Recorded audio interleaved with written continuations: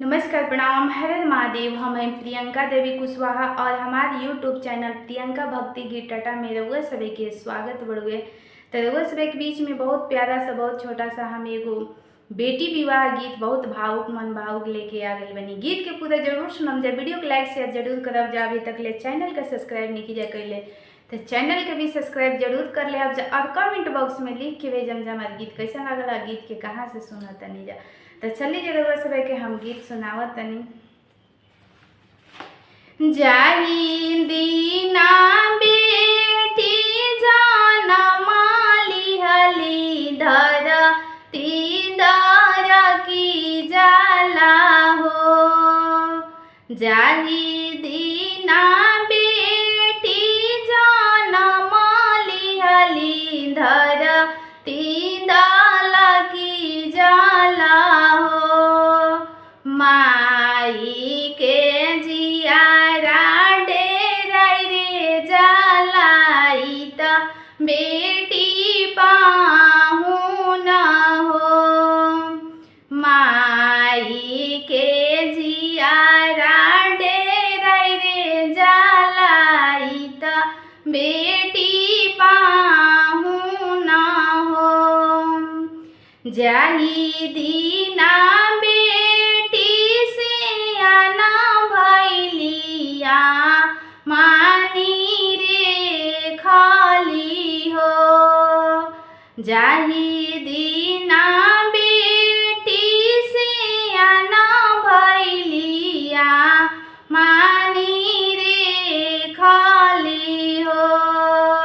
पापा के जियारा बेटी जाई है सासुर हो। पापा के जियारा डेराई रे गईले बेटी जाई है सासुर हो। देसे देसे पापा बजवा खोजे लगले, खोजी खोजी हरी गईले हो।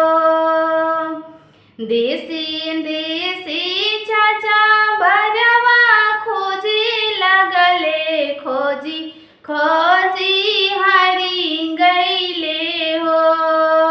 कवानो ना देश ऐसन मिले जहाँ रे बरवा सुंदर हो। कवानो ना नगरिया ऐसन मिले जहाँ रे बरवा सुंदर हो। पापा की तलवा खियाई रे गईले धोती फाटी रे गईले ना। चाचा की तलवा खियाइले गईले धोती फाटी रे गईले हो।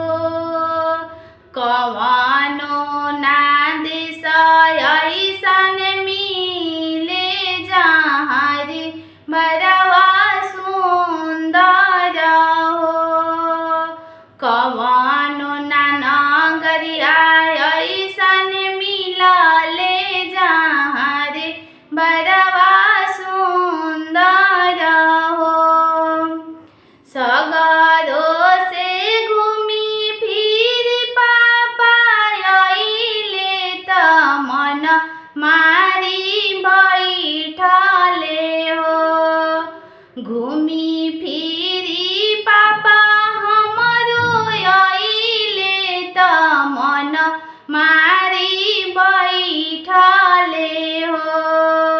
तू त बेटी दुजिया के चनावा सूरज बरना मिलले हो।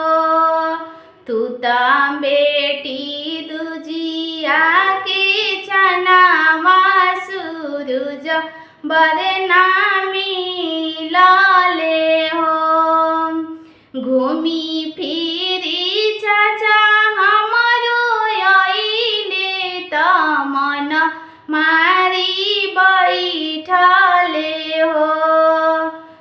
तो बेटी दुजिया के चनावा सूरज बरनामी लाले हो।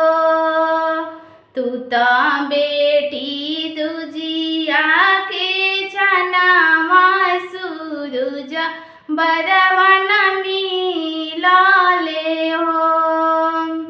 घूमी फिरी भैया हमरो आइले त मन मारी बैठले हो।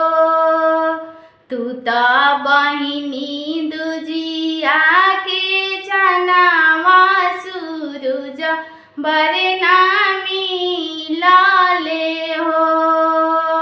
तू तो बहिनी दुजिया के चनावा सूरज बरनामी